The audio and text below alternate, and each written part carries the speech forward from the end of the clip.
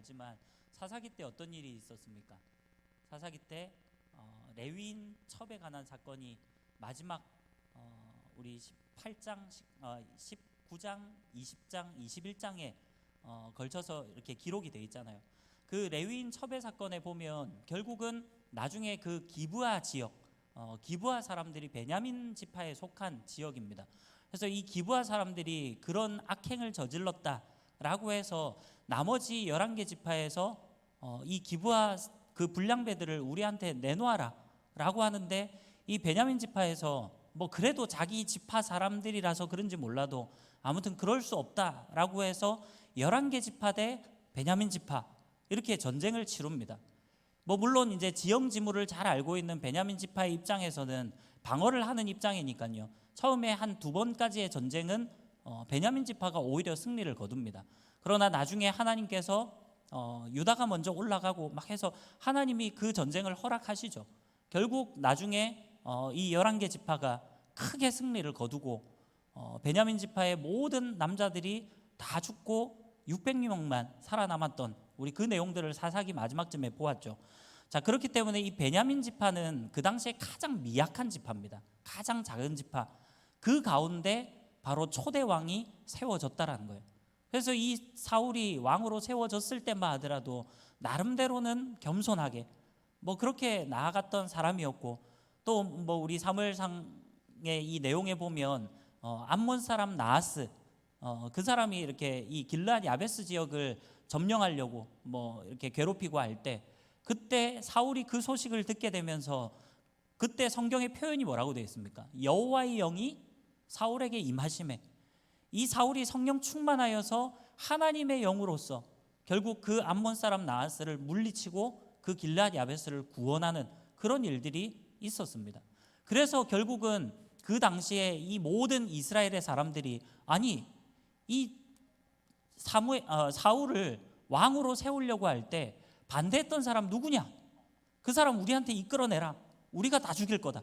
뭐 이 정도로 이야기를 하면서 사울을 왕으로 인준하고, 그렇게 이제 이스라엘의 왕으로서 사울이 통치를 합니다. 그러나 그 이후에 보면 사울은 계속해서 내리막길을 걷습니다.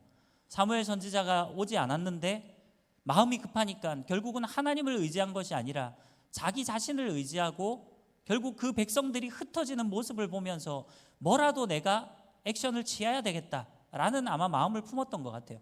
그래서 제사장만이 할 수 있는 그 제사를 자기가 직접 집례를 해가지고 번제를 드리는 그런 일도 있었고, 또 하나님께서 아말렉 족속과 전쟁해서 진멸하라 라고 명령을 했는데 그것들을 다 진멸하지 않고 눈에 보이는 좋은 것들은 다 남겨두고 나중에 변명한다고 하는 것이 그거 가지고 하나님 앞에 제사 드리려고 했습니다. 그리고 내가 그랬던 게 아니라 백성들이 그렇게 했습니다 라는, 좀 이 왕으로서는 좀 품격이 떨어지는 그런 모습을 보이기도 합니다.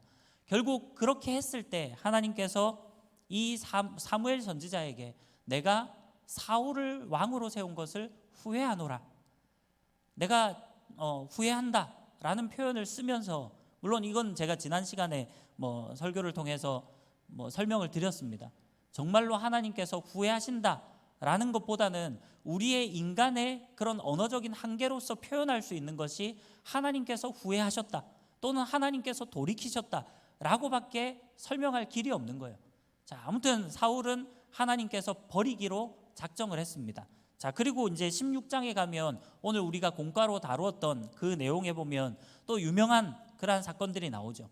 이제 사무엘 선지자가 이 이새의 집, 하나님의 명령대로 다윗의 아버지였던 그 이새의 집으로 갑니다. 그곳에서 하나님 앞에 제사를 드리죠.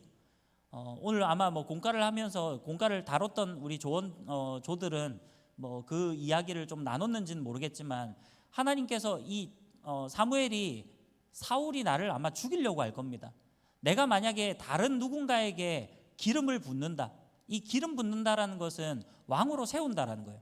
그 당시에 이 구약 시대 때 기름 부음을 받을 수 있는 딱 그 뭐 위치라 그래야 될까요?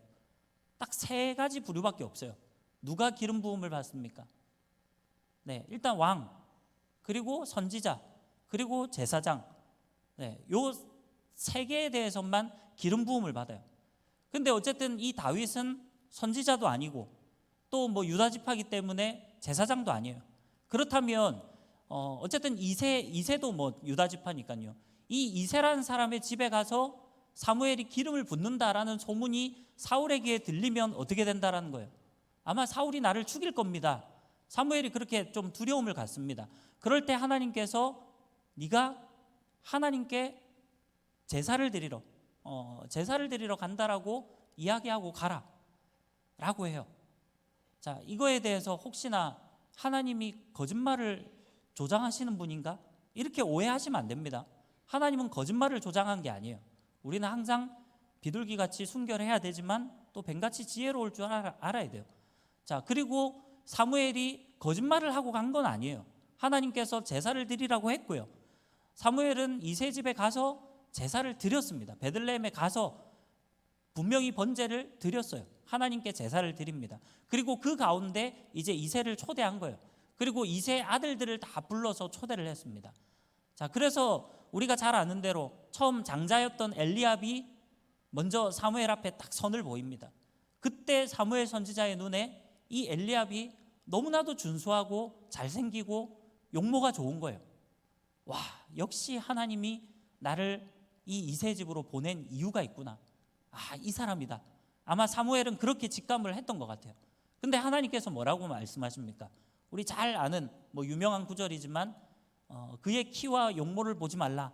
내가 이미 그를 버렸노라 라고 말씀하시면서 뭐라고 얘기를 해요? 사람은 외모를 보거니와 나 여호와는 중심을 보느니라. 그렇게 말씀하시죠. 결국 하나님께서는 외모를 보시는 것, 이 외모라는 건 그냥 얼마나 잘생겼냐 이 문제가 아니에요. 그런 외모가 아니에요. 외적인 모습, 외적으로 드러나는 모든 것들을 이야기합니다. 우리가 보통 사람들을 대할 때 우리 뭐를 먼저 봅니까? 뭐 외모를 진짜 실제 외모를 먼저 본 사람도 있고요. 만약에 소개팅을 한다, 뭐 저는 성격을 봅니다. 저는 뭐 나름대로의 가진 것들을 봅니다. 여러분 어찌 됐건 그것도 다 외적으로 드러나는 모습들이에요. 사람은 어쩔 수 없습니다. 사람은 소개팅을 하든 아니면 친구를 사귀든 아니면 누군가와 내가 교제를 하든 어쨌든 사람들은 항상 이왕이면 겉으로 드러나는 것이 조금 더 좋아 보이는 사람, 뭐 실제 외모도 좋으면 좋겠지만 어쨌든 좀 이왕이면 뭐 학력도 좋고 나름대로 똑똑하고 좀 집안도 좀 잘 살고 그런 사람들하고 더 가까이 지내고 싶고 더 친구가 되고 싶고 한 것이 사람의 마음이라는 거예요. 이게 어쩔 수 없는 것 같아요. 나는 아닌데요. 뭐 그런 지체들이 혹 있을지는 모르는데 뭐 그럼 좋은 거고요. 다행이고요. 그러나 대체적으로 우리 사람들은 외모를 본다는 거예요. 겉으로 드러난 것을 본다는 거예요. 그러나 우리 하나님은 절대로 우리의 겉으로 드러난 그 스펙을 보시는 분이 아니라 하나님은 우리의 마음 중심을 보신다는 거예요. 사람은 속일 수 있어요. 우리가 뭐 나름대로 연기할 수도 있고요. 심지어는 제가 좀 뭐 이렇게 이야기하면 그렇지만 우리가 신앙생활하는 거 그것도 심지어는 다른 사람들의 눈은 속일 수 있어요. 쉽게 말해서 내가 정말로 하나님을 향한 믿음이 없는데도 불구하고 내가 신앙생활 하는 사람인 것처럼 그렇게 얼마든지 할 수 있어요. 여러분 서당계 3년이면 풍어를 읊는다라는 속담이 있듯이 교회도 일단 오래 다니다 보면요 기도도 잘합니다. 그래도 말씀도 어디서 막 뭐 많이 듣다 보면 말씀에 대한 이해도 많아요. 근데 지난 시간에도 제가 이야기했지만 우리가 신앙생활 오래 했다고 뭐 나는 모태신앙이고 나는 1년 52주 한 번도 지금까지 내가 태어나서 단 한 주도 난 주일 성수를 어겨본 적이 없어. 그렇게 하고 이 자리에 나와 있다 한들 우리가 아무리 성경 지식이 많고 하나님의 말씀을 우리의 머리로 잘 알고 있다고 한들 결국 그 말씀이 우리의 삶의 실제가 되지 못하고 우리가 말씀대로 행하지 못하면 그것은 아무것도 아니라는 거예요. 하나님은 우리의 겉모습을 보는 것이 아니고요 우리의 마음 중심을 보신대요. 사람도 속일 수 있겠지만 하나님은 결코 속일 수가 없다라는 거예요. 자, 어쨌든 그래서 이 엘리압이 아니라고 그래요. 둘째였던 아비나답이 또 지나갑니다. 아니래요. 셋째였던 삼마도 지나갑니다. 아니래요. 그렇게 일곱째 아들까지 다 지나가요. 근데 하나님께서 아니라는 거예요. 이제 사무엘이 딱 보니까 모든 아들들이 다 지나간 거예요. 근데 하나님은 분명히 이 이새의 집으로 보냈거든요. 그 아들들 중에서 내가 한 사람을 세워서 왕으로 세우겠다라고 그 사람한테 기름 부으라고 했는데 7명이 다 지나갔는데 아무도 하나님이 아니라는 거예요. 그래서 물어봅니다. 혹시 당신한테 아들이 또 있습니까? 그랬더니 막내가 남아있는데 지금 양치고 있습니다. 양 돌보고 있습니다. 그러니까 사무엘이 그러면 불러오십시오. 그 아들이 오기 전까지는 난 식사도 안 할 것이고 아무것도 안 할 겁니다. 결국 나중에 그 다윗을 데리고 왔을 때 이 다윗 조금 아이러니하지만 다윗이 그렇다고 외모가 별로였던가요? 16장에 있는 성경의 표현대로라면 얼굴이 붉고 용모가 좋았다라는 표현을 해요. 그러니까 결국은 이것은 무엇을 말하냐면 하나님께서는 외모를 보시는 것이 아니다라는 말은 그렇다고 하나님이 일부러 못생긴 사람을 찾아서 그렇게 하신다는 건 아니잖아요. 단지 하나님은 엘리압의 그 중심이 아니다라는 것을 하나님은 알고 계신다라는 거예요. 아비나답의 그 마음 중심이 아니라는 것을 다른 사람은 몰라도 하나님은 알고 계신다는 거예요. 삼마의 마음 중심이 아니라는 것을 하나님은 알고 계세요. 일곱째 아들까지의 그 모든 마음들이 하나님을 100% 향하는 마음이 아니라는 것을 하나님은 이미 알고 있었는데 적어도 이 다윗은 겉으로 드러난 용모는 성경의 표현대로도 사실은 준수한 청년이었어요. 이 다윗도 청년은 아니고 청소년쯤 됐겠죠. 그 당시에는. 어쨌든 얼굴이 붉고 빼어나대요. 이 혈색이 좋고 나름대로 얼굴 잘생겼어요. 근데 그게 중요한 게 아니라 하나님은 중심을 보시는 분이시기 때문에 이 다윗이 정말로 하나님을 향한 그 마음이 있었다는 것을 하나님은 알고 있었다는 겁니다. 다시 말하면 우리에게 적용을 시켜봅시다. 사랑하는 우리 청년 여러분, 내가 얼굴이 잘생겼냐 못생겼냐, 내가 얼마나 이쁘냐 못생겼냐, 우리 집안이 얼마나 좋냐 그렇지 않냐, 내가 얼마나 똑똑하고 얼마나 내가 명문대를 다니고 좋은 학력을 가지고 내가 어떤 좋은 직장을 가냐 안 가냐, 그게 중요한 게 아니라 하나님이 우리를 보시는 것은 우리가 얼마나 하나님을 향한 마음이 있느냐, 그것을 하나님께서는 보시겠다라는 거예요. 우리 모든 사랑하는 청년들이 정말로 하나님을 향한 그런 순결한 마음, 순수한 마음, 정말 하나님을 섬기는 그 마음으로 나아감으로 하나님 앞에 귀하게 쓰임받는 그러한 저와 여러분들이 되었으면 좋겠습니다. 자, 이제 오늘 본문의 말씀을 한번 봅시다. 오늘 말씀을 제가 그냥 건너뛰고 갈까 고민을 많이 했어요. 왜냐하면 워낙에 유명한 구절이고 여러분들이 적어도 주일학교부터 다녔던 모태신앙으로 자라서 주일학교부터 이렇게 신앙생활을 했던 청년들이라면, 지체들이라면 적어도 이 다윗과 골리앗에 관한 설교는 한 수십 번, 농담 아니고요, 가장이 아니고 진짜 수십 번 들어봤을 거예요.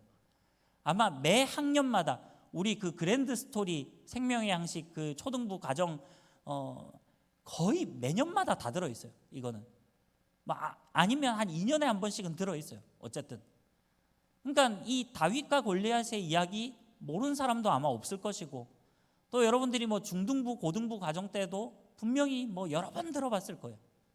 아마 이 설교를 못 들어본 사람은 거의 없을 겁니다. 그래도 제가 또 하는 이유는 한 번 더, 우리가 말씀은 늘 새롭잖아요. 같은 말씀을 보아도 내 상황이 어떻느냐에 따라서 내가 그것이 은혜로 다가오기도 하고요. 또 어떤 때는 똑같은 말씀인데도 해석하는 관점이 내 상황에 따라 다를 수도 있어요. 그래서 우리는 날마다 말씀을 봐야 되는 이유가 뭔가요? 우리가 그냥 성경 일독 딱 하고 나면 보통 웬만한 여러분 소설이나 책 같은 좋은 책은 이렇게 고전 진짜 좋은 책은 그래도 한 3번 정도 이상은 읽어보라 라고 이야기를 하고 하는데, 그렇지 않으면 웬만한 책은 한 번만 읽으면 대충 다 알잖아요. 근데 여러분 성경은 왜 매일매일 읽으라 합니까? 왜 일독이 아니라 그냥 평생을 계속해서 읽으라고 하는 이유가 바로 그거라는 거예요. 성경은 단순한 그냥 지식을 주는 책이 아닙니다. 이것은 하나님의 말씀이에요. 그렇기 때문에 오늘 나에게 주시는 하나님의 말씀이 또 있을 수 있다라는 거예요. 또한 혹시나 우리 새로 교회를 다니기 시작한 우리 새 가족들도 있을 수 있기 때문에 어쨌든 오늘 이 말씀을 다시 한번 좀 보도록 하겠습니다. 자, 오늘 본문은 제가 41절부터 49절까지만 읽었지만 17장 전반의 내용을 좀 이야기를 해야 될 것 같아요. 간단히 이야기하겠습니다. 우리가 잘 아는 대로 이 당시에는 이제 블레셋과 이스라엘이 전쟁을 벌이는 상황이었습니다. 자, 이 블레셋은 도시국가라고 제가 말씀을 드렸죠. 그 당시에 이 블레셋에 여러 도시 국가들이 그러니까 도시들이 함께 연합하고 힘을 합해서 세운 나라였습니다. 그리고 이제는 어엿한 한 나라가 되어서 강성한 그런 나라가 되었어요. 우리 이 앞 시간에 제가 잠시 또 말씀드렸지만 이 당시에 블레셋은 이미 철공이 있었습니다. 다시 말하면 철기 시대로 넘어갔다라는 거예요. 시대적으로 볼 때. 그러나 이스라엘은 어땠다고요? 그 당시에 이스라엘에는 철공이 없었다라고 성경이 이야기를 해요. 그래서 오직 왕이었던 사울과 왕자였던 요나단 이 두 사람만 칼과 창이 있었고 그 외에 나머지 모든 사람들은 무기가 없었다라는 거예요. 그 무슨 전쟁이 됩니까? 블레셋과. 블레셋은 이미 철공이 있었기 때문에 칼이나 창을 제작해냈다라는 거예요. 그 이스라엘 백성들은 전쟁하면 뭐 갖고 싸우겠습니까? 농기구 들고 싸우는 거예요. 그 농기구도 어떻게 만들었다고요? 블레셋 철공들한테 돈을 주고 의뢰를 해서 만든 거예요. 그러니까 그만큼 이스라엘에는 철공이 없었고 그 철을 제대로 다룰 수 있는 철은 이렇게 녹여가지고 다시 이렇게 우리 옛날 대장장이라 그러나요? 대장간에서 이렇게 막 해가지고 농기구도 만들고 칼도 만들 수 있고 하잖아요. 근데 그런 기술이 없었다라는 거죠. 아직 청동기 시대에 있었기 때문에 철기 문화를 받아들이지 못한 거예요, 이스라엘은. 그러니까 싸움이 안 되는 싸움입니다.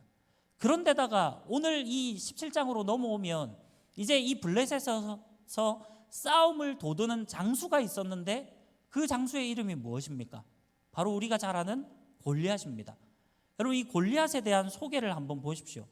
골리앗이 어떻습니까? 일단 키가 어느 정도라고 되어 있습니까? 4절에 보면요, 17장 4절에 보면 블레셋 사람들의 진영에서 싸움을 도두는 자가 왔는데 그의 이름은 골리앗이요 가드 사람이라 그의 키는 6규빗 한 뼘이요 이렇게 되어 있습니다. 여러분, 6규빗 한 뼘, 이 정도면 오늘날의 단위로 환산하면 대략 290cm, 그러면 2m 90, 네, 키가 2m 90이에요. 그런 사람이 있을까요? 지금 현존하는 기네스북에 제가 찾아보니까 우리나라에선 누가 제일 큽니까? 네? 최홍만. 네, 최홍만이 저랑 같은 대학교 출신이라서 제가 이렇게 학교 앞에 이 천막 쳐놓고 이렇게 분식 떡볶이 이런 거 오뎅 파는 튀김하고 파는 데 있잖아요. 거기서 이제 떡볶이 하고 오뎅을 먹고 있는데 갑자기 저쪽에서 남자 몇 명이 정말 건장 정도가 아니라 하여튼 이런 사람들이 한 5명 정도인가가 확 오는 거예요. 그래가지고 뭐지? 이러면서 탁 봤는데 그게 최홍만이었어요. 그 중에 한 명이. 키가 진짜 크더라고요. 제가 안 그래도 키에 대한 컴플렉스 같은 좀 그게 있는데 그냥 어쨌든 옆에 이렇게 지나가더니만 다시 돌아와가지고 제가 먹고 있던 그 분식집에 분식 그 천막에 와가지고 걔들도 그걸 먹더라고요. 저는 그냥 나갔어요. 근데 어쨌든 진짜 커요. 제가 최홍만 키를 이렇게 찾아보니까 2m 18cm이래요. 2m 18이면 상당히 크죠. 최홍만이 우리나라에서 제일 큰 건 아닐 거예요. 근데 우리가 그냥 잘 아는 사람들 중에서는 어쨌든 최홍만이 크다 하는데 2m 18이에요. 근데 이 골리앗은 2m 90이었대요. 제가 보니까 우리 전 세계 기네스북이라는 게 생기고 나서 기네스북에 오른 그 키가 제일 큰 사람이 로버트 퍼싱 와들러라는 사람인데 이 사람 키가 2m 70입니다. 그러니까 이 기네스북에 지금 현존하는 제일 큰 사람보다도 무려 한 18cm 정도가 더 커요. 모르겠어요. 뭐 어떤 사람들은 이 당시의 단위랑 지금 우리가 하는 단위랑 조금 단위 환산이 틀릴 수도 있다. 그래서 오차가 있을 수 있기 때문에 2m 한 90까지는 안 됐을 것이다. 그냥 어쨌든 2m는 넘었겠지만 크지만 뭐 그 정도는 아닐 것이다라고 이야기하는 사람도 있지만 그냥 뭐 모르겠어요. 이건 뭐 우리가 확인된 바는 아니니까 뭐 직접 우리의 눈으로 확인되진 않았으니까 그러나 우리는 일단은 그냥 성경학자들의 그냥 의견을 존중합시다. 그래서 어쨌든 오늘날 단위로 환산하면 2m 90 정도예요. 자, 그런데다가 지금 이 골리앗이 5절에 보니까 머리에는 노투구를 썼고 몸에는 비늘 갑옷을 입었으니 그 갑옷의 무게가 놋 5,000세겔이며 이렇게 되어 있습니다. 자, 놋 5,000세겔. 여러분 5,000세겔이 지금 킬로그램으로 이렇게 단위 환산을 하면요. 대략적으로 57kg 정도 됩니다. 우리 자매님들 57kg 안 넘지요, 대부분 다. 뭐 넘을 수도 있겠지만 뭐 안 넘는 자매들이 많잖아요. 소위 말해서 자매 한 명을 몸에 두르고 다니는 거예요. 여러분 할 수 있겠습니까? 우리 형제님들 나는 할 수 있다. 네, 그 업고 뭐 조금 다닐 수는 있겠지만 여러분 만약에 옆에 있는 자매 1시간만 업어 보십시오. 처음에야 아이고 뭐 그까짓 것 하는데 1시간도 아니고 한 10분만 지나도 다리 후들후들 떨릴 겁니다. 근데 이 갑옷 무게만 57kg이래요. 그러니까 이 골리앗이 힘이 얼마나 장사고 얼마나 괴력의 사나이였는지 성경은 잘 보여주고 있습니다. 자, 그런 사람이 뭐라고 이야기를 해요? 나와가지고 본문 오늘 그 8절에 보니까 17장 8절에 보니까 그가 서서 이스라엘 군대를 향하여 외쳐 이르되 너희가 어찌하여 나와서 전열을 벌였느냐? 나는 블레셋 사람이 아니며 너희는 사울의 신복이 아니냐? 너희는 한 사람을 택하여 내게로 내려보내라 라고 이야기를 합니다. 무슨 말입니까? 야, 한 사람 근데 이게 진짜 한 사람을 이야기하는 게 아니에요. 누구든지 오라는 거예요. 누구든지 와서 나랑 한번 붙어보자. 뭐 우리 좀 형제들은 뭐 삼국지 이런 거 좋아하고 하면 옛날 알겠지만 삼국지 게임 같은 거 하면 일기토 이런 거 알죠? 잘 모릅니까? 1대1로 붙는 일기토 붙으면 여러분 골리앗과 싸움이 될까요? 무기도 없는 이스라엘 백성들이 누가 골리앗과 싸움을 하겠습니까? 그러면 이스라엘 백성들 가운데 일단은 뭐 상대가 되든 안 되든 간에 누가 나와서 싸워야 됩니까? 원래대로 하면. 제가 지난 시간에 한번 그 이야기를 했죠. 이 당시에 이스라엘 백성들이 왕을 세워달라, 우리에게도 인간 왕을 달라라고 했던 그 목적이 뭐였습니까? 결국은 우리를 위해서 싸울 사람을 세워달라는 거예요. 고대 사회에서는 왕이 그냥 내가 나라만 통치하고 나는 그냥 뒤에 빠져가지고 아무것도 안 하고 놀고 먹고 그러면서 백성들 니네가 알아서 싸워라 이렇지 않았어요. 그거는 이제 조금 더 후대로 가면서부터 왕이 권력을 가지고 완전히 그렇게 하면서부터 왕은 아무것도 안 하는 뭐 그런 것처럼 비춰지지만 원래 완전히 고대 사회에서는 왕이 전쟁을 치르는 거예요. 왕이 항상 전쟁의 선두에 서서 지휘를 하는 사람이 왕이었습니다. 여러분 그러니까 지금 만약에 싸움을 굳이 한다고 하면 사울이 나가야 되는 거예요. 근데 지금 사울이 어떻게 하고 있습니까? 나가지 못하고 있는 거예요. 사울도 왕이었던 사울조차도 이 골리앗을 보니까 너무 두려웠던 거예요. 그러면 말 다 했죠. 그나마 우리 지난 시간에 사울에 대해서 이야기를 했지만 다른 사람보다 키가 머리 하나가 더 올라왔다 그러잖아요. 어깨만큼 더 올라왔다고. 그러니까 적어도 사울도 키가 한 2m는 넘는 사람으로 우리가 추정을 합니다. 그러면 그나마 싸움을 한다면 사울이 나와서 싸움을 해야 되잖아요. 근데 사울도 두려워서 못하고 있는 거예요. 그런 상황 가운데 드디어 이 다윗이 이 전쟁터로 오게 됩니다. 전쟁터로 오는 이유는 무엇이었습니까? 다른 게 아니라 그냥 아버지 심부름 온 거예요. 이 당시에 다윗의 나이가 대략적으로 몇 살이었을까요? 제가 이거는 뭐 옛날 이삭, 또 이삭이 아브라함이 저거 이삭을 제단에 바칠 때 그때 나이가 대략 요 나이였다. 그리고 또 요셉이 그 형들에게 뭐 시기당하고 이래서 뭐 미디안 상인들에게 팔려갔던 때가 요 나이였다. 그러면서 제가 그런 얘기를 한번 한 적이 있습니다. 성경의 인물들은 웬만하면 다 요 나이다. 몇 살이었게요?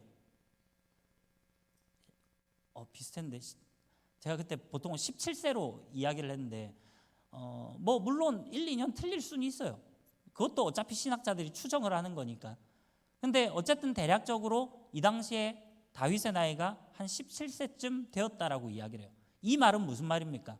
아직 20세가 안 된 성인이 아니었다라는 거예요. 아직까지 소년이었다는 거예요. 자, 그러면 전쟁에 나갈 수 있습니까? 없습니까? 전쟁에 못 나가요. 군인이 아니에요. 이 당시에 20세 이상의 성인이 되어야지만 군인이 될 수 있는 거예요. 그 다윗은 지금 군인이 아닙니다. 자기 형들이 다 이제 20살이 넘었기 때문에 형들이 다 전쟁하러 지금 군대로 소집이 돼서 나갔던 거예요. 그러니까 자기 아버지 이새가 막내 아들이니까, 그리고 아직 뭐 20살도 안 된 전쟁을 안 나가는 아들이었으니까, 뭐 자기 바로 위에 일곱째 형님은 20살이 넘었는지 안 넘었는지 뭐 성경에 그런 건 나오진 않지만 어쨌든 이 다윗 막내인 다윗을 시켰어요. 그래가지고 자기 형들한테 먹을 거를 뭐 볶은 뭐 이 곡식하고 또 떡 10덩이 하고 또 그다음 군대 그 사람들이 나눠 먹도록 치즈 10덩이 하고 막 이런 거를 이 다윗 편으로 보냅니다. 그래서 다윗은 정말 말 그대로 심부름하러 이곳으로 온 거예요. 이 진을 꾸려 놓은 곳으로 온 거예요. 근데 하필이면 그때 무엇을 듣게 됩니까? 어떤 이야기를 듣습니까? 골리앗이 하나님을 모욕하는 이야기를 듣게 됩니다. 여러분 딱 그런 이야기를 들었을 때 이 다윗의 마음이 그때부터 뛰기 시작하는 거예요. 17세 소년에 불과했던 이 다윗이 골리앗이 하나님을 모욕하는 그 이야기를 듣고 참을 수가 없었습니다. 그래서 자기가 전쟁에 나가겠다고 이야기를 해요. 그게 왕이었던 사울에게도 들리게 됩니다. 사울은 참 어떻게 보면 17살 소년이 아직 20살도 안 된, 성인도 안 된 그 아이가 그렇게 이야기를 하면 또 만류를 하든지 아니면 부끄러워서라도 자기가 한번 뭐 나가는 신용이라도 하든지 해야 되는데, 사울은 또 이 다윗을 불러요. 불러가지고 그래 네가 나갈래? 뭐 약간 제가 볼 때는 분위기가 그런 분위기예요. 그러면 뭐 그래도 무기는 있어야 안 되겠니? 뭐 그럼 내 갑옷 좀 입고 갈래? 하고 자기 갑옷을 줍니다. 여러분 근데 성경이 뭐라고 이야기를 해요? 보통 우리가 이 본문을 다룰 때 많은 아마 목사님들이 그렇게 설교를 뭐 하시기도 했을 거고, 뭐 어떤 주석에서도 그렇게 뭐 신학자들도 이야기를 할 텐데, 다윗이 이 사울의 갑옷이 맞지 않았다, 그래서 입지 않았다라는 뭐 해석을 하기도 합니다. 근데 성경을 정확하게 보십시오. 성경을 보면 어떻게 되어 있습니까? 맞지 않았다라고 이야기를 하는가요? 아니요. 그렇게 이야기 안 합니다. 보면 익숙하지 않았다라고 이야기를 해요. 자, 우리 한번 생각을 해봅시다. 만약에 다윗이 진짜 몸집이 작고 진짜 완전 우리 뭐 이 주일학교 PPT나 이런 거 막 뭐 해서 설교를 여러분들이 주일학교 때 많이 들었잖아요.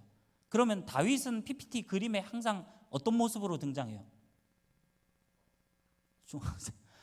뭐 보면 저도 제가 예전에 초등부를 한번 잠시 맡은 적이 있었는데 그 PPT 그림을 구하다 보니까 그냥 인터넷에 다윗 뭐 이렇게 구글이나 이런 데 검색을 하잖아요. 그래서 이미지를 딱 누르면 대부분이 다 막 이상한 성화 같은 거 말고요, 그런 걸 아이들에게 보여주기는 조금 그렇잖아요. 조금 이렇게 캐릭터화되어 있는 그림을 보면 다윗은 전부 다 꼬마입니다. 꼬맹이처럼 다 이렇게 그려놔요. 그러니까 다윗은 항상 어리고 뭔가 작고 뭐 진짜 이렇게 왜소하고 그런 소년으로 우리가 인식을 많이 합니다.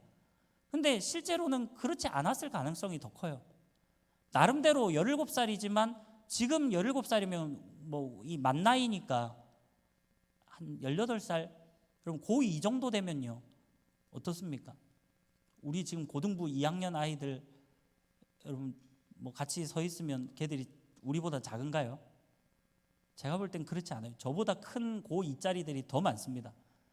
그러니까 고2쯤 되면 17살 이쯤 되면요 웬만한 몸의 성장은 거의 다 이루어져요. 그러니까 다윗이 결코 작지 않았다라고 추정을 합니다. 왜냐하면 만약에 다윗이 정말로 몸이 왜소하고 작았다면 키가 2m 가까이 되는 이 사울이 자기 갑옷을 입어보라고 권유를 했겠습니까? 이게 상식적으로 그냥 딱 보고 이 꼬마, 제가 만약에 지금 한 요 정도, 저한테 요 정도 오는 초등학생이 있는데 그 아이한테 제 옷 벗어주면서 너 이거 입고 가라 이렇게 하겠습니까? 그럴 수 없다는 거예요. 물론 다윗이 사울보다는 물론 작았겠지만 그래도 어느 정도 입어보면 그래도 꾸역꾸역 좀 뭐 입을 수 있는 정도기 때문에 권유를 했지 않았겠습니까? 그래서 성경 말씀도 그렇게 이야기를 해요. 이야기할 때 맞지 않아서 안 입는 게 아니라 익숙하지 않음으로 실제로 입어봅니다. 그리고 시험적으로 걸어봐요. 근데 시험적으로 걸어보다가 익숙치 않음으로 다윗이 이것을 내가 입고 가지 못하겠다라고 이야기를 해요. 39절에 보면 그런 내용들이 나옵니다. 39절에 보니까 뭐 38절부터 보면요. 이에 사울이 자기 군복을 다윗에게 입히고 노투구를 그의 머리에 씌우고 또 그에게 갑옷을 입히매 다윗이 칼을 군복 위에 차고는 익숙하지 못함으로 시험적으로 걸어보다가 사울에게 말하되 익숙하지 못하니 이것을 입고 가지 못하겠나이다 하고 곧 벗고 이렇게 이야기를 합니다. 자, 아무튼 다윗은 뭐 완전 꼬맹이 어린 소년은 아니었어요.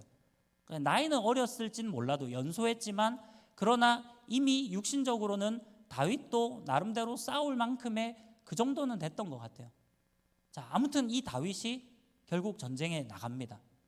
자, 그리고 우리가 잘 아는 대로 뭐 아까 그 뒤에 나온 40절에 보면 대신에 뭐를 갖고 나갑니까? 그 당시에 뭐 어차피 무기도 없었으니까요. 40절에 보니까 손에 막대기를 가지고 시내에서 매끄러운 돌 5을 골라서 자기 목자의 제구 곧 주머니에 넣고 손에 물매를 가지고 블레셋 사람에게로 나아가니라.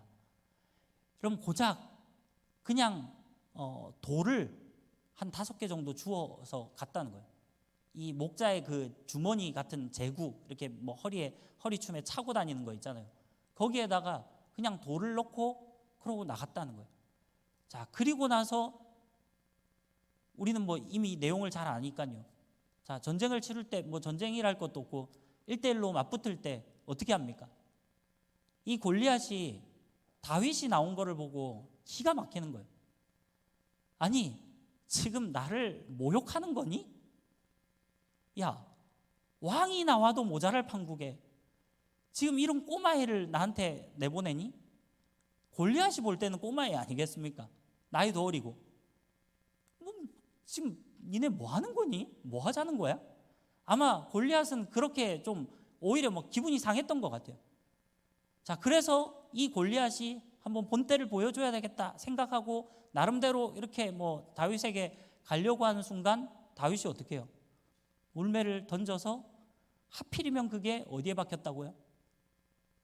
네, 투구 사이에 가리지 못하는, 여러분 투구를 써도 그래도 눈은 보여야 될 거고 코는 드러나야 될 거고 코가 안 드러나면 숨을 쉬기 힘들잖아요. 또 입도 드러나야 나름대로 숨도 쉬고 말도 하고 하죠. 그래서 옛날 뭐 요즘 같으면 요즘은 아주 뭐 이렇게 뭐 특수 제작들을 많이 하고 뭐 중간에 구멍도 다 뚫어가지고 뭐 완전 다 커버해도 숨 다 쉴 수 있는 이렇게 되겠지만 이 당시 시대 때 이제 막 철기 시대가 시작되는 이 시대에 뭘 투구를 정교하게 만들겠습니까? 그러니까 대충 머리 쪽만 보호하고 얼굴은 이렇게 드러날 수 있도록 그렇게 투구를 아마 제작했던 것 같아요. 그러니까 여기는 어쨌든 다 드러나잖아요. 근데 하필이면 그게 어디에 박혔어요? 딱 이마 정중앙에, 우리 여기 뭐라 그러죠? 예? 미간? 뭐 대충 하여튼 그 급소에 막 박혀가지고 결국은 골리앗은 쓰러집니다. 그리고 다윗은 가서 그 골리앗의 칼을 빼앗아서 결국 골리앗을 죽이는 그런 일들을 지금 그것이 바로 이 사무엘상 17장에 기록되어 있습니다. 결국 오늘 이 사건을 통해서 성경이 말하고자 하는 것은 하나님께서 16장에서 다윗을 기름 붓고 나서 사무엘을 통해서 이 다윗에게 기름을 붓고 나서 바로 17장에 오는 사건이 바로 이 다윗과 골리앗이라는 거예요. 뭐 실제로 이것이 얼마의 기간이 지났는지 모르겠지만 적어도 이 사무엘상을 기록한 뭐 사무엘이 기록했든 아니면 또 누군가가 기록했든 간에 사무엘상을 기록한 이 저자의 입장에서는 결국 뭐를 말하고 싶은 겁니까? 아까도 제가 말했지만 이 당시의 전쟁은 누가 하는 거라고요? 왕이 해야 되는 거예요. 근데 왕이었던 사울이 나가지 못하고 있을 때 결국 다윗이 이 전쟁에 나가서 승리를 거두었다는 겁니다. 이것은 결국 실제적으로 이 당시에 아직까지는 사울이 왕의 자리를 지키고 있었고요. 다윗은 아직까지 왕도 아니고 아무것도 아닙니다. 단지 그냥 미리 기름 부음을 받았을 뿐이에요. 근데 이미 영적으로는 다윗이 왕으로서의 일들을 행하고 있었다는 거예요. 자, 오늘 이 사건을 통해서 우리가 몇 가지만 좀 생각을 해봤으면 좋겠어요. 과연 다윗이 이렇게 승리를 거둘 수 있었던 비결이 무엇인가? 우리가 이것을 한번 생각해 보자는 거죠. 자, 그렇다면 우리가 진짜 그냥 인간적인 눈으로 볼 때는 전혀 불가능하게 보였던 그 전쟁 가운데 다윗이 과연 어떻게 승리를 거둘 수 있었느냐? 첫 번째는 우리가 생각해 볼 것은 다윗은 준비된 사람이었다는 거예요. 여러분 한번 보십시오. 다윗이 그 돌을 가지고 결국은 골리앗을 물리칩니다. 그러면 이게 무슨 말이에요? 다윗은 평상시에도 양들을 지킬 때 이 돌을 잘 사용했다라는 이야기겠죠. 자기가 뭐 여기 성경에 또 나중에 시간 되면 읽어보십시오. 지금 시간이 없어서 제가 막 찝어가면서 이야기를 못하겠지만 사울한테 이야기를 할 때도 뭐라 그래요? 처음에 사울이 물론 만류합니다. 소년이 나가겠다 이러니까 네가 어떻게 싸우겠니? 했더니 다윗이 뭐라고 얘기를 해요?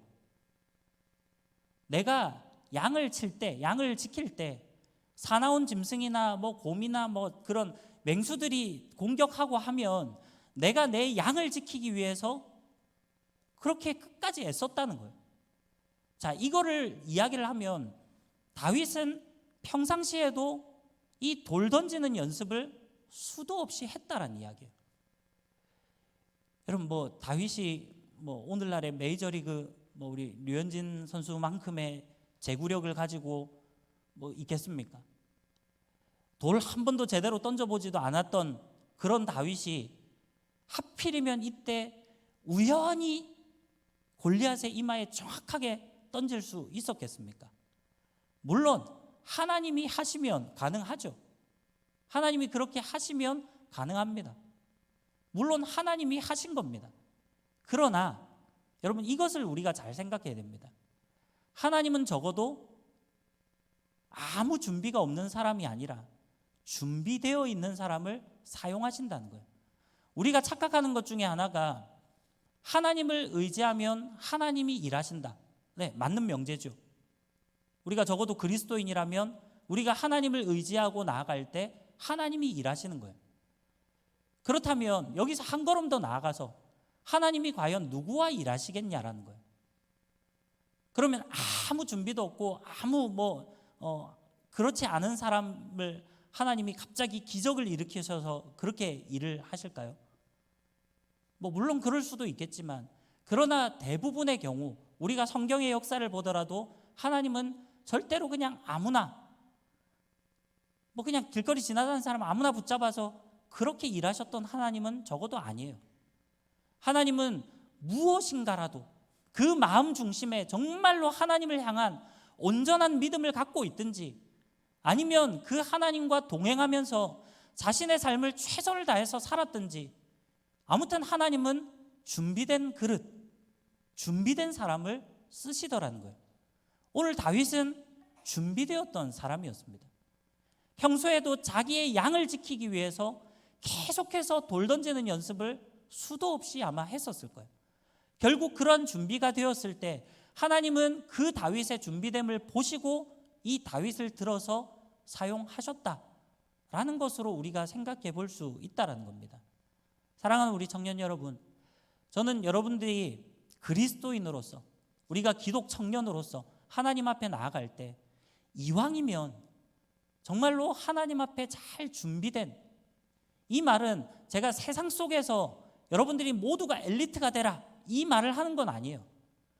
뭐 어마어마한 능력을 갖추고 살아가라, 세상에서 성공하는 삶을 살아가라, 이 이야기가 아니에요. 적어도 우리가 하나님 앞에서 준비된 사람이 되어야 된다는 거예요.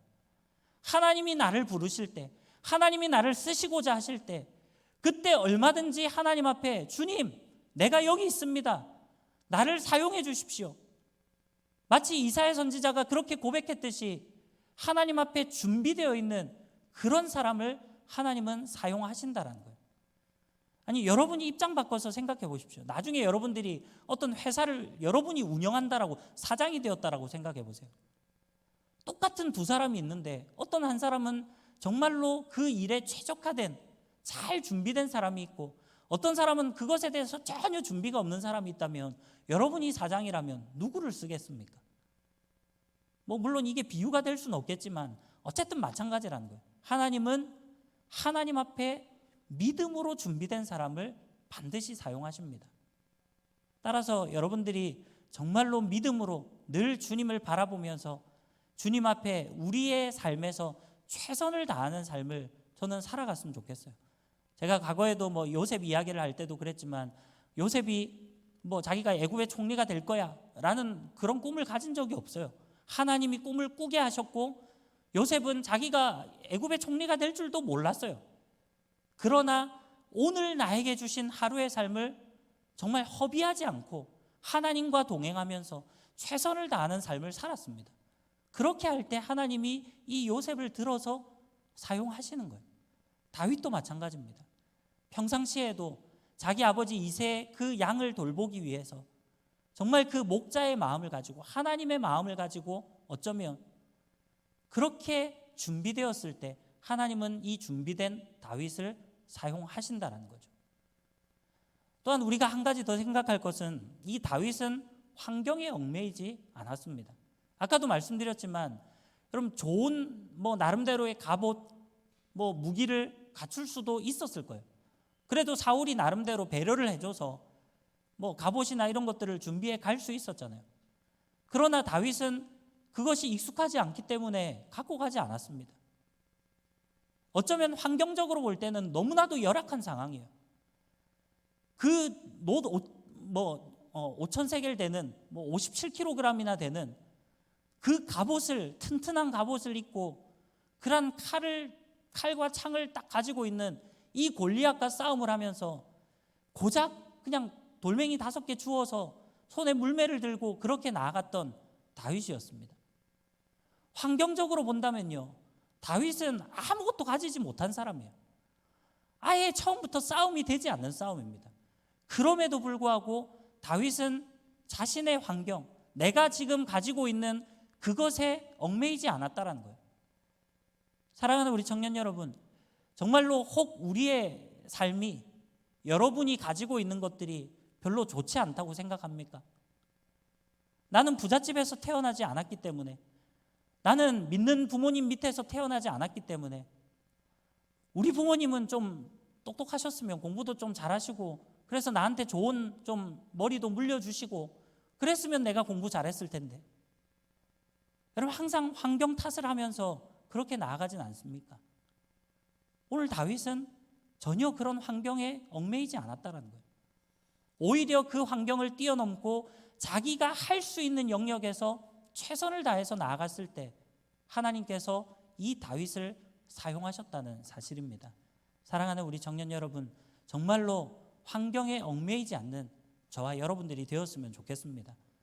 우리의 가지고 있는 것들을 자랑하는 것이 아니라 정말로 우리가 그런 열악한 환경이 있다 할지라도 그것을 극복하고 하나님 앞에 나아갈 때 하나님은 반드시 저와 여러분들을 사용해 주실 줄 믿습니다. 그런 믿음으로 나아가시는 저와 여러분들이 되기를 바랍니다. 마지막으로 한 가지만 살펴볼 것은 이 다윗은 바로 하나님을 향한 전적인 믿음을 가지고 나아갔다라는 거예요. 자, 오늘 우리 본문을 한번 보겠습니다. 우리 본문 말씀을 한번 보십시오. 자, 45절 말씀을 보면 다윗이 블레셋 사람에게 이르되 너는 칼과 창과 단창으로 내게 나아오거니와 나는 만군의 여호와의 이름 곧 내가 모욕하는 이스라엘 군대 하나님의 이름으로 내게 나아가노라.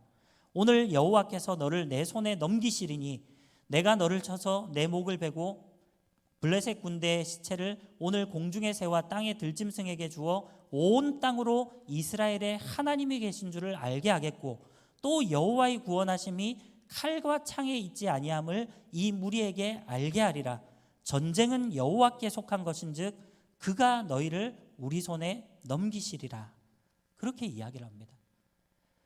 여러분, 결정적으로 다윗의 승리의 비결은 바로 전적으로 하나님을 신뢰했던 그 믿음 가운데 있었다라는 거예요. 물론 앞에서 이야기했듯이 다윗은 잘 준비되었던 사람이고요. 또 환경에 얽매이지 않고 불평하지 않고 담대함으로 나아갔던 사람입니다. 그러나 중요한 것은 앞에 것들이 아무리 잘 돼도 아무리 우리가 잘 준비되어 있어도 결국 우리에게 믿음이 없으면 우리는 아무것도 할 수 없다라는 거예요.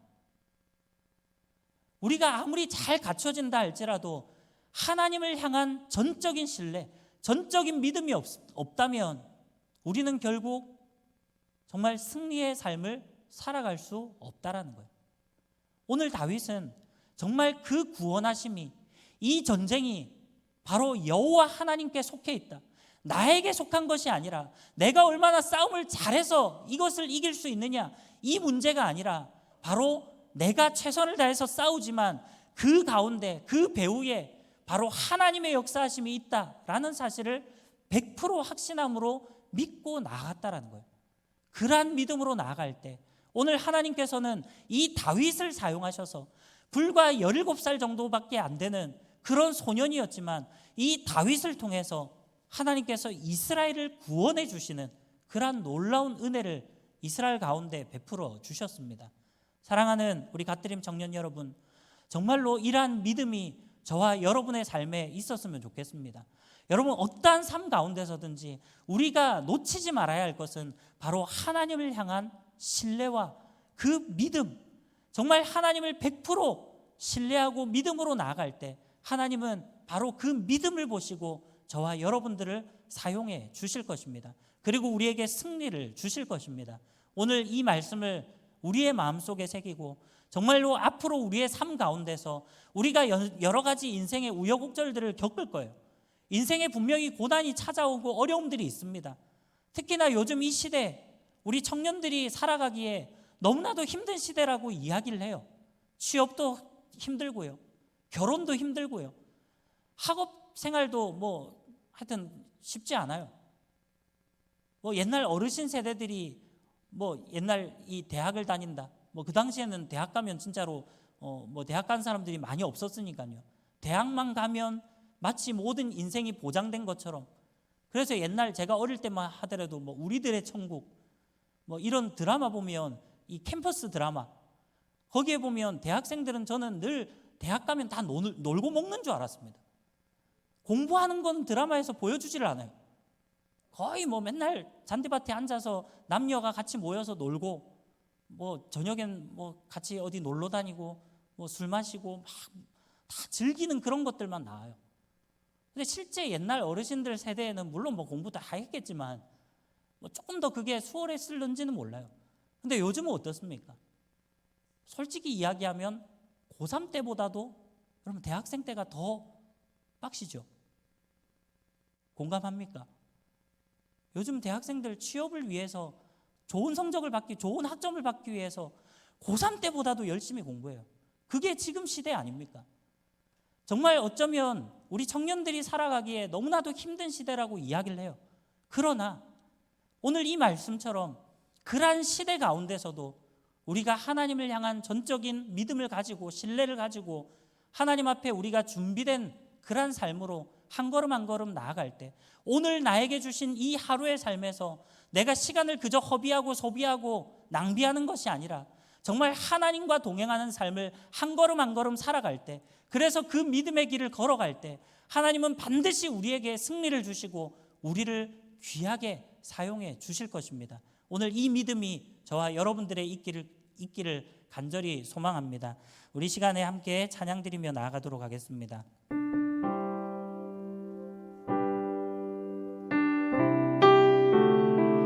오늘 말씀을 생각하면서 우리 함께 믿음으로 찬양 드리며 고백하며 나아가겠습니다. 세상의 유혹 시험이 내게 몰려올 때에 나의 힘으론 그것들 모두 이길 수 없네. 거대한 폭풍 가운데 위축된 나의 영혼 어찌할 바를 몰라 헤매이고 있을 때 주를 찬양, 손을 들고 찬양. 전쟁은 나에게 속한 것 아니니. 주를 찬양, 손을 들고 찬양. 전쟁은 하나님께 속한 것이. 우리 다시 한번 찬양합시다. 세상의 유혹 시험이 내게 몰려올 때에 나의 힘으론 그것들 모두 이길 수 없네. 거대한 폭풍 가운데 위축된 나의 영혼 어찌할 바를 몰라 헤매이고 있을 때 우리 두 손을 높이 들고 함께 고백합시다. 주를 찬양, 손을 들고 찬양. 전쟁은 나에게 속한 것 아니니. 주를 찬양, 손을 들고 찬양. 전쟁은 하나님께 속한 것이. 주를 찬양, 주를 찬양, 손을 들고 찬양. 전쟁은 나에게 속한 것 아니니. 주를 찬양, 손을 들고 찬양. 전쟁은 하나님께 속한. 우리 다시 한번 믿음으로 고백하며 나갑시다. 주를 찬양, 주를 찬양, 손을 들고 찬양. 전쟁은 나에게 속한 것 아니니. 주를 찬양, 손을 들고 찬양. 전쟁은 하나님께 속한 것이니. 우리 기도하며 나갑시다. 우리가 정말로 이 땅을, 이 세상을 바라볼 때 여러분, 우리 앞에 있는 그러한 영적 골리앗들이 얼마나 많이 있습니까? 우리의 인생 가운데 우리가 마치 내 힘으로 넘을 수 없어 보이는 그러한 골리앗이 우리 앞에 놓여져 있습니다. 때로는 결혼의 골리앗이 있을 때도 있고요, 취업의 골리앗이 있을 때도 있고, 학업의 골리앗이 있을 때도 있고, 여러 가지 내 인생에 정말 마치 이 당시에 이스라엘 백성들이 벌벌 떨고 두려워했던 그 골리앗과 같은 내 인생의 장벽들, 내가 도저히 내 힘으로 넘을 수 없을 것 같은 그러한 인생의 골리앗이 우리 앞에도 놓여져 있습니다. 그러나 오늘 이 다윗이 정말 이 골리앗을 승리하고 무찔렀던 것처럼 우리가 그 승리의 비결이 있다면 무엇보다 하나님을 향한 전적인 믿음과 신뢰를 가지고 나아가는 것입니다. 또한 우리가 그냥 믿음으로 나아간다라는 것은 나는 아무것도 안 하고 그저 나는 놀고 먹고 나는 편하게 쉬고 하나님이 알아서 일해 주실 거야. 결국 그것이 아니라는 거예요. 하나님은 준비된 사람을 사용하십니다. 하나님은 나와 함께 일할 그런 준비된 사람들을 기다리고 찾고 계신다는 거예요. 또한 환경에 얽매이지 않는, 나는 부잣집에 태어나지도 않았고 나는 똑똑하게 태어나지도 않았고 이래서 나는 안 되고 저래서 안 되고 내가 부잣집에만 태어났어 봐, 내가 좀 머리 IQ만 좋았어 봐, 그렇게 불평하는 것이 아니라 우리의 환경을 탓하지 않고 오히려 나에게 주어진 이 하루의 삶을 감사하면서 최선을 다해서 그렇게 하나님을 의지하며 나아갈 때 하나님은 우리 앞에 놓여진 그 영적 골리앗들을 뛰어넘게 하시는 그 은혜를 우리에게 반드시 부어주실 것입니다. 오늘 그러한 믿음으로 우리가 기도하며 나아갑시다.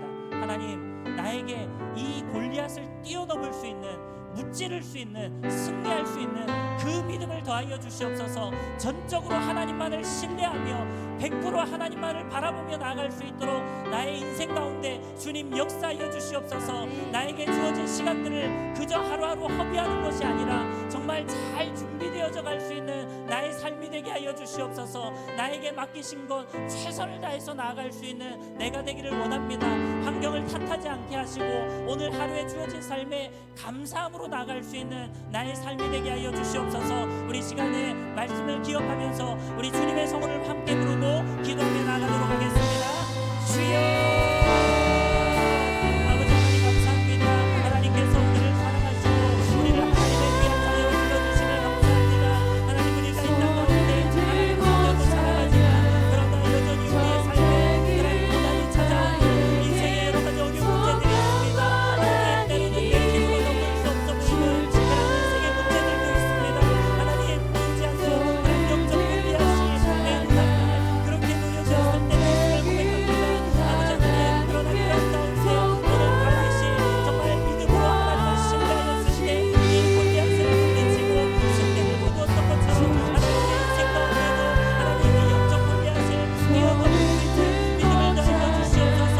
나의 힘을 의지하며 나가지 않는 그런 내 삶이 되게 하여 주시고 온전히 전적으로 하나님을 신뢰하며 하나님을 바라보며 하나님 앞에 믿음으로 나아가는 우리의 삶이 되게 하여 주시옵소서. 오늘 하루에 주어지는 삶에 최선을 다해서 하나님 정말로 준비되어질 수 있는 그런 우리가 되기를 소원합니다. 아버지 하나님, 또 환경이 얽매이지 않도록 아버지 하나님 붙잡아 주시옵소서. 우리가 환경을 탓하고 또 물러있는 삶이 아니라 하나님 정말 오늘 나에게 주어진 삶에 오히려 감사하며 그 하나님과 동행하는 삶을 살아갈 수 있도록 주여 끌어주시고 인도해 주시옵소서. 그래서 우리가 더욱더 하나님께서 기뻐하시는 삶으로 나아갈 수 있는 그런 우리의 삶이 되게 도와주시고 날마다 우리가 동행하고 정말 인생에 승리할 수 있는 그런 우리의 삶이 되어질 수 있도록 주여 끌어주시고 역사하여 주시옵소서.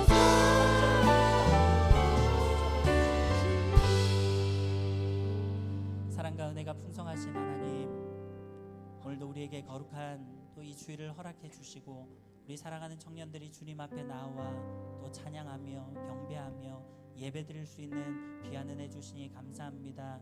오늘도 이 시간 귀한 하나님의 말씀을 우리에게 허락해 주시니 감사합니다.